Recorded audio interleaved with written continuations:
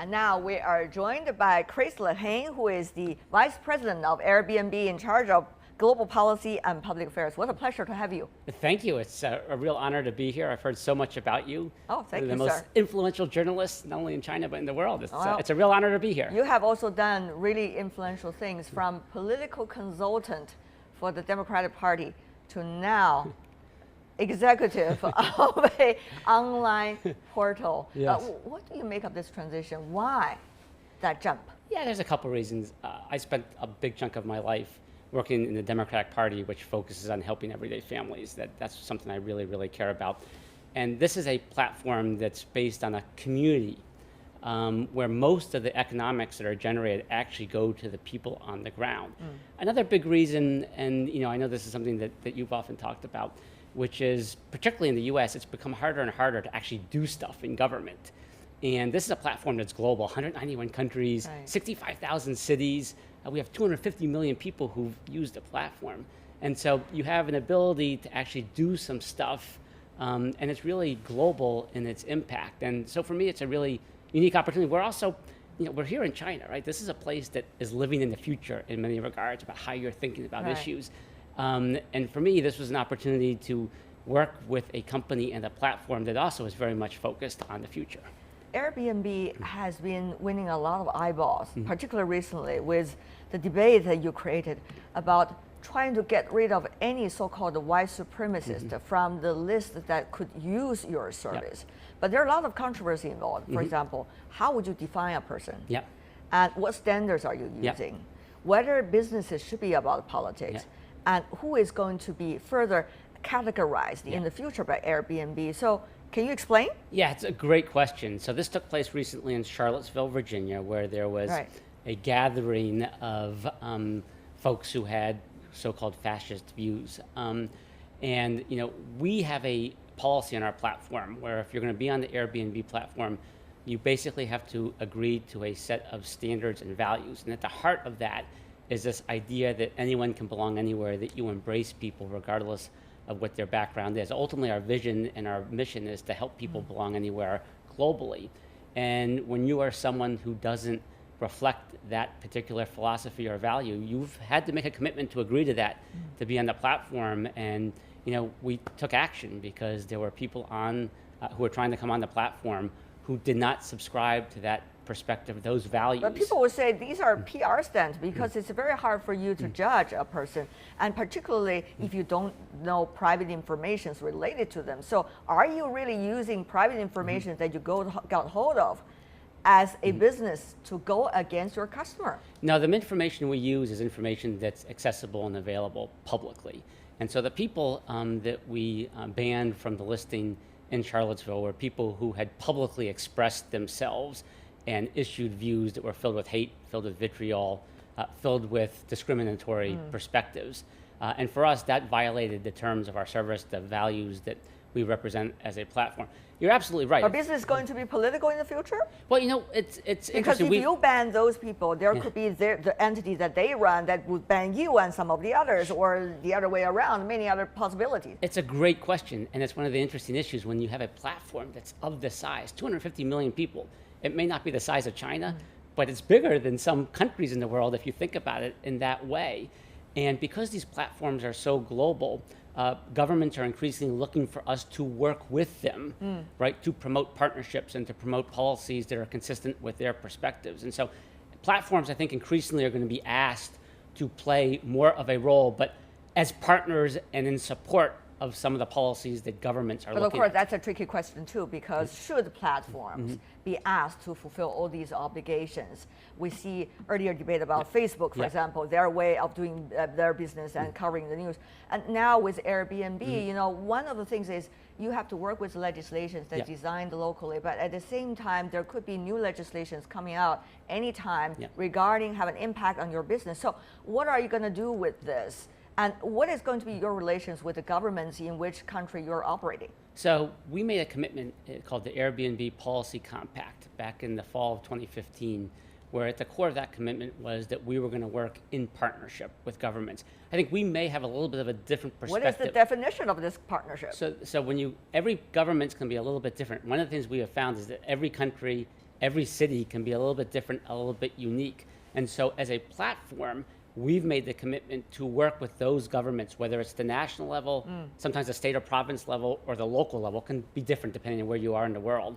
But to understand that we need to work in partnership with them, because the platforms are so big and frankly have a lot of power, but we do live in societies that are controlled and run by governments, and it's really important for us to work to complement the direction that the government wants to go in. But you also said there are bottom lines that you have set out Absolutely. for your own business as well. So what if there are sometimes in conflict or not necessarily in the same tune? What are you going to do? So I think what we certainly look for is we have an overarching values perspective, right? And that value perspective is that anyone should be able to belong anywhere, right? And that is what the platform is about. Within that, right, we want to work with governments as partners to make sure that what this new thing is working as well as possible in those particular parts of the world. Again, I think our perspective may be a little bit different than some of the other platform companies. We do believe that platforms have a responsibility to actually affirmatively work with governments. In many respects, what Airbnb, home sharing is not necessarily new. Home sharing over a digital platform is new. And so you need new rules for the new thing. When you went from a horse and buggy to the car, right, you needed new rules for the car. New speeding rules, new roads, new rules of the road. Same type of thing with home sharing. But to make that work, there has to be a partnership with governments. Governments are ultimately responsible for writing the rules, for enforcing the rules. Right. But we can help governments by giving them the tools that they need to be able to enforce and be able to make sure that platforms like ours are working as well as possible for their particular society. Chris Lehane, we're going to continue our discussion Great. about this, particularly how it's operating in different countries and what kinds of prosperity are we seeing for shared economy. Sure. But first, let's take a look at this. The concept of the shared economy may not have been born in China, but it's surely taking off here. Although bikes are nothing new, the operating model of bike sharing has combined satellite navigation systems, mobile payment, big data, and other advanced technologies to make something original. Now bike sharing has become the most visible venture of the shared economy. It also extends to ride-hailing, smart cars, basketballs, and even umbrellas. This innovation has not only changed the lives of the Chinese, but people all over the world. So far, the two biggest bike-sharing apps, Ofo and Mobike, have expanded to the US, the UK, Japan, Thailand, Singapore, Austria, and Italy. But the shared economy in China is in its infancy, compared to the decade of experience of rental online platform Airbnb. We have now Christopher Lehane, who is the Airbnb Global VP, and also Jade Huang, the former Intel executive and also founder of Jade Venture. Of course, earlier, Chris told his story. That's an interesting case study of Airbnb. That's one of the, I guess, shared economy business models worked. But many business models does not work, Jay. I'm not looking at you to ask for the failure stories. but you know what? A lot of great ideas, and yet how come it didn't work on a business basis? Jay. I think China is quite different, and because China first developed so fast, and some of the things and then are quite different compared to the United States or Western Europe. Compared to your business, for example, I look at the housing, for example, in China, their quality is quite different, and they have a better one that can be as good as the best houses in the United States, but some of them may not be that advanced. So in the US, and because I'm also the customer of the Airbnb. He's a visionary. Yeah. Pledge of allegiance already happening over here on air. So when I use Airbnb. But I hope you could be fair this time. Balance, please. Yeah. So I use Airbnb overseas, for example. I more or less know what I'm going to get, so kind of expected. In China, and may or may not be expected, may have some surprises, for example. Well, isn't that the beautiful thing about life? Chris, what is the cheapest and the most expensive Airbnb you have ever stayed? Which one is fun? I've stayed in a tree house. Okay. You can actually stay. I haven't done this, but you can stay in an igloo if you want. Okay. You can also stay in a castle if you're interested in any number of places, including Count Dracula's castle, if that's of interest to you.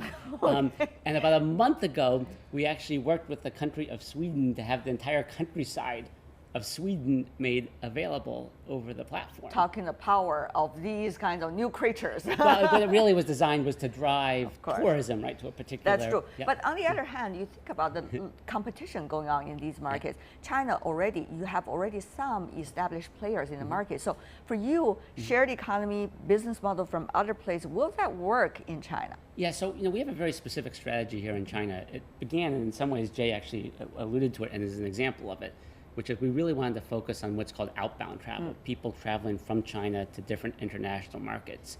And we've had about 4.96 million people travel in the last year. You got that number right. That's a big number. But what has happened as a result of that is that people come back and they themselves then want to become hosts. And so we've sort of seen this organic growth in China. And over the last year, we now have 120,000 listings that are active. And by active, I mean they're actually people coming and staying in those places on a regular basis here in China.